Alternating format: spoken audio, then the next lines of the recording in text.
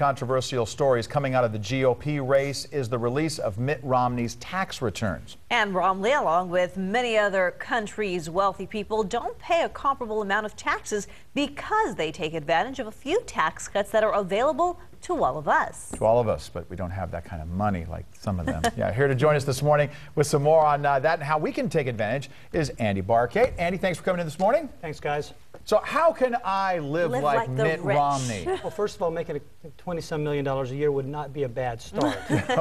But actually, it's very common to think the rich get some big tax breaks that none of us else have, but that's really not true. Okay. They avail themselves more fully of what's out there for all of us to use.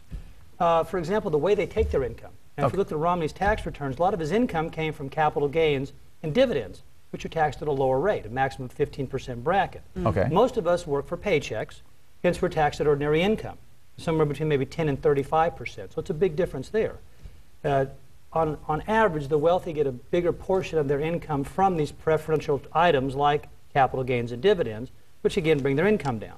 Now those tax rates are going to change at the end of the year. They sunset back to a higher rate. So that'll be another tussle we see at the end of the year. It'll be fun to watch. But as you want to call it fun. Not fun to pay, but fun to watch. Well, it's always fun to watch what happens in Washington and all the grandstanding. But another thing that the wealthy do is they take advantage of retirement accounts. We talk about them a lot on this segment, but they take more advantage of them than most people. Things like your 401ks and IRA accounts, deferred compensation plans, defined benefit plans. Those are all ways to basically defer income. Just like money you put in your 401k, you don't pay tax on it currently, you're deferring it to pay tax on it later. So it's pay me now or pay me later. Right. And there's actually different kind of arrangements out there where you can actually put more money in them. So people that tend to do very well financially, they may not do well their whole lives. They have a period of years, 10, 20, 25 years where they're making a lot of money. So they're deferring as much money as they can now to pay it later. So that's one reason why they can hold these tax brackets down. And we could be doing some of the same stuff, right? We all can. That's the thing.